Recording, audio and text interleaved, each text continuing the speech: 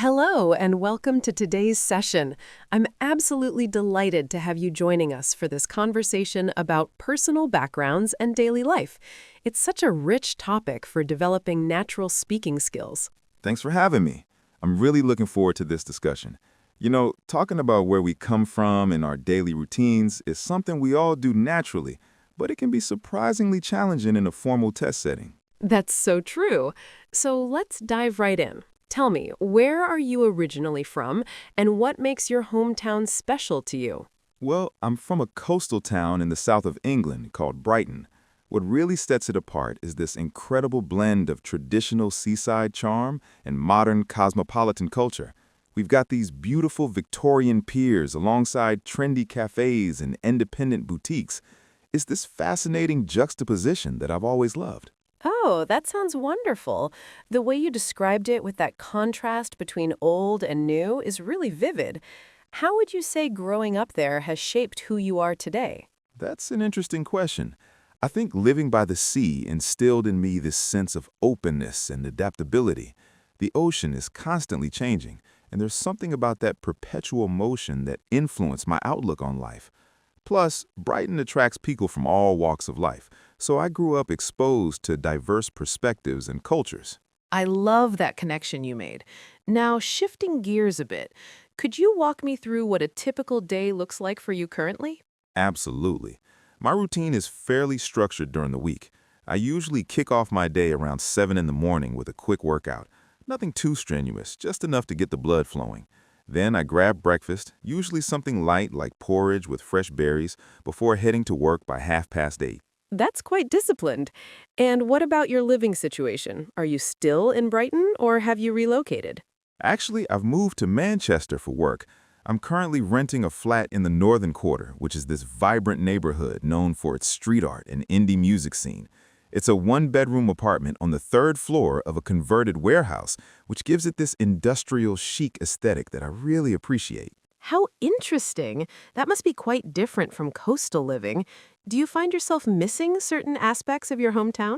Without a doubt, what I miss most is the proximity to the beach. There was something therapeutic about those evening strolls along the shoreline, especially after a hectic day. Manchester has its own charm, though. The sense of community here is remarkable, and there's always something happening culturally speaking. That's a lovely way to frame it. Speaking of family, are you close to yours geographically now, or do you keep in touch through other means? Unfortunately, the distance does pose challenges.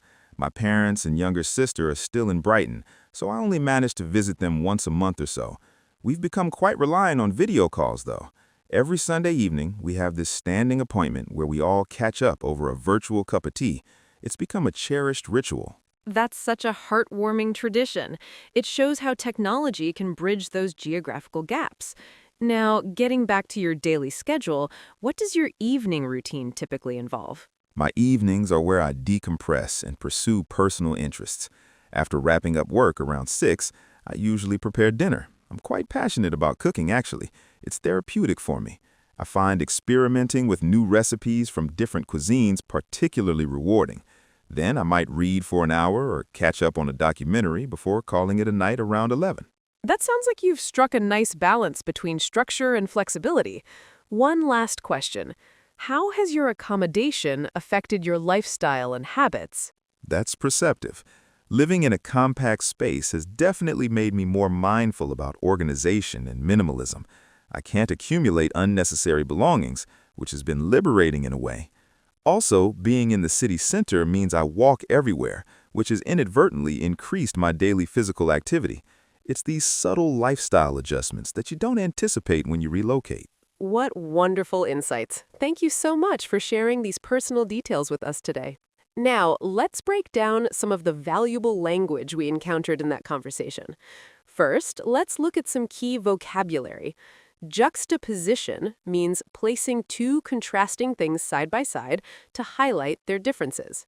Instilled refers to gradually developing a quality or attitude in someone. Proximity means nearness in space or time. Therapeutic describes something that helps you relax and feel better.